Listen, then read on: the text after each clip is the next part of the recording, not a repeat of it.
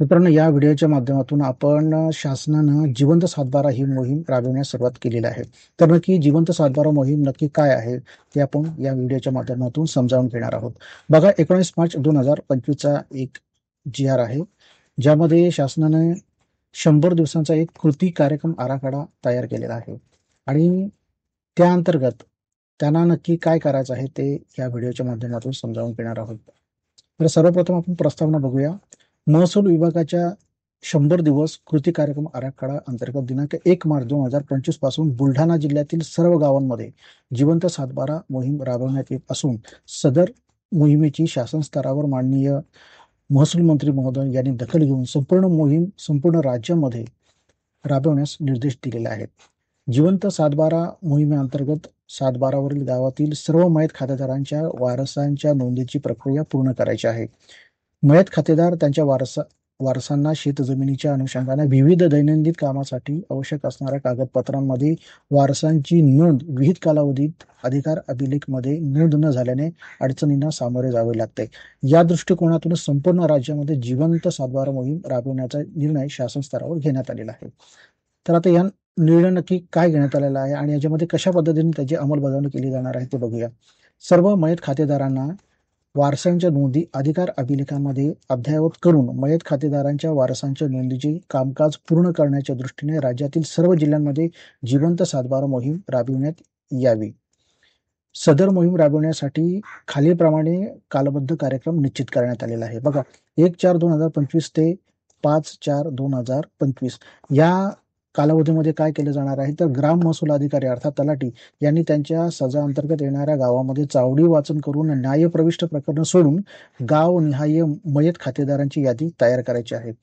दुसरा आहे 6/4/2025 ते 20/4/2025 या कालावधीमध्ये वारसा संबंधी आवश्यक कागदपत्रे, मृत्यू दाखला याबाबत राज्य सत्य प्रतिज्ञापत्र, स्वयंघोषणापत्र, पोलीस पाटील, सरपंच, ग्रामसेवक यांचा दाखला, सर्व वारसांचे नावे, वय, पत्ते व दूरध्वनी क्रमांक, भ्रमणध्वनी क्रमांक, रहिवासबाबत पुरावा ग्राम महसूल अधिकारी तलाठी यांच्याकडे सादर करणे व ग्राम महसूल अधिकारी तलाठी यांनी स्थानिक चौकशी करून मंडळ अधिकारी यांच्यामार्फत वारस ठराव ई फेरफार प्रणालीमध्ये मंजूर करणे. 21/4/2025 ते 10/5/2025 मध्ये काय केलं जाणार आहे, तर ग्राम महसूल अधिकारी तलाठी यांनी ई फेरफार प्रणालीमध्ये वारस फेरफार करायचा आहे. यानंतर महाराष्ट्र जमीन महसूल अधिनियम 1966च्या विहित कार्यपद्धतीचा अवलंबन करून मंडल अधिकारी यांनी वारस फेरफार व निर्णय घेऊन त्यानुसार 7/12 दुरुस्त करावा, जेणेकरून सर्व जिवंत व्यक्ती 7/12 वर नोंदवल्या असतील. तर एकंदरीत 4 टप्प्यामध्ये हा कार्यक्रम केला जाणार आहे. बघा, तर आता यामध्ये काही त्यांना निर्देश देण्यात आलेले आहेत. तहसीलदार असू दे, जिल्हाधिकारी असू दे, विभागीय आयुक्त या सगळ्यांना त्यामार्फत निर्देश सुद्धा देण्यात आलेले आहेत. बघा, काय आहे की तहसीलदार यांनी त्यांच्या तालुक्यातील समन्वय अधिकारी म्हणून त्यांना घोषित करण्यात आलेलं आहे.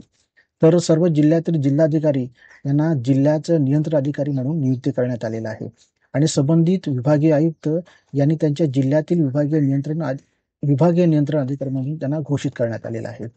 आणि त्यांना काय सांगितलेलं आहे, तर त्यांच्या अधीनस्थ जिल्ह्याच्या नियमित आढावा घ्यायचा आहे कुणाला, विभागीय आयुक्त यांना, आणि तो साप्ताहिक अहवाल खालील नमुन्यामध्ये प्रत्येक सोमवारी निश्चितपणे त्यांची जी वेबसाईट दिली त्या याच्यावर त्यांना शासनाकडे सादर करायचं आहे. बघा, 7/12 मयत खातेदारांच्या वारसाच्या नोंदीची प्रक्रिया पूर्ण करण्यासाठी आवश्यक असलेल्या सर्व नोंदी या 7/12 जिवंतमध्ये म्हणजेच अद्ययावत करणे आणि वर नमूद केल्याप्रमाणे हा कालबद्ध कार्यक्रम राबवण्यात यावा, असं या जी.आरच्या माध्यमातून शासनाने सांगितलेलं आहे. म्हणजे या 100 दिवसाच्या पूर्ण आराखड्यामध्ये त्यांना 4 टप्प्यामध्ये या सगळ्या गोष्टी करायच्या आहेत.